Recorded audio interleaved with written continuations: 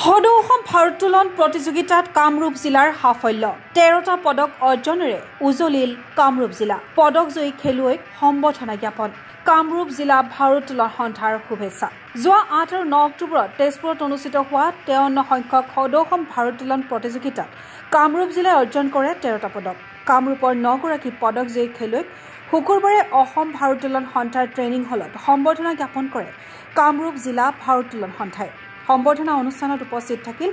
Assam Olympic সন্থাৰ সম্পাদক লক্ষ্য কোঁৱৰ কোষাধ্যক্ষ অশোক ভৰালী অসম ভাৰোত্তোলন সন্থাৰ সিইঅ ভৱজ্যোতি গোস্বামী টাংচুডু সন্থাৰ সম্পাদক দেৱজিৎ গগৈৰ দৰে বিশিষ্ট ব্যক্তিসকল উল্লেখ্য যে ৰাজ্যিক প্ৰতিযোগিতাখনৰ 71 কেজি ইউথত ৰূপ আৰু জুনিয়ৰ মেন শাখাত ব্ৰঞ্জৰে কামৰূপ জিলালৈ গৌৰৱ কঢ়িয়াই আনিছে জিজ্ঞাস মহন্তই সেইদৰে 79 কেজি ইউথত ব্ৰঞ্জ জিনিলে জয়দীপ দাসে 88 কেজি মেন শাখাত ৰূপ দখলেৰে উজলিল দীপুমণি দাস আনহাতে 77 কেজি উইমেনত ৰূপৰ পদক অৰ্জন কৰিছে শিখা কিৰণ বায়নে সেইদৰে 86 কেজি উইমেনত গাৰ্গী শৰ্মাই অৰ্জন কৰে ৰূপৰ পদক তদুপৰি ডিয়ান কাশ্যপে 94 কেজি ইউথত সোণ আৰু জুনিয়ৰত অৰ্জন কৰে ব্ৰঞ্জ ইয়াৰ বিপৰীতে 94 কেজি ইউথ শাখাত সোণ আৰু 110 কেজি মেন জুনিয়ৰত সোণ জিকিলে চাণক্য বৰাই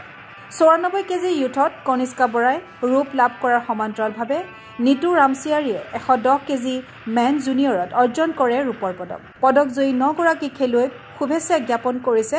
কামৰূপ জিলা ভাৰোত্তোলন সন্থাই ক্ৰীড়া অনুৰাগীৰ আশা কামৰূপ জিলাৰ অন্তৰ্গত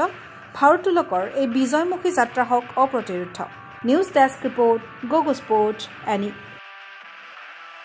ফিজিকেল এডুকেশ্যন বিষয়ত ডিগ্ৰী পাঠ্যক্ৰমৰ কাৰণে অসম তথা উত্তৰ পূৰ্বাঞ্চলৰ প্ৰথমখন শিক্ষানুষ্ঠান অভিৰুচি ইনষ্টিটিউট অৱ ফিজিকেল এডুকেশ্যন 2 বছৰীয়া ফিজিকেল এডুকেশ্যনৰ বিপিএড পাঠ্যক্ৰম আৰু 4 বছৰীয়া বিপিএছ পাঠ্যক্ৰমৰ বাবে নামভৰ্তি চলি আছে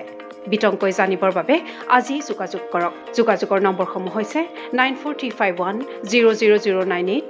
7002233540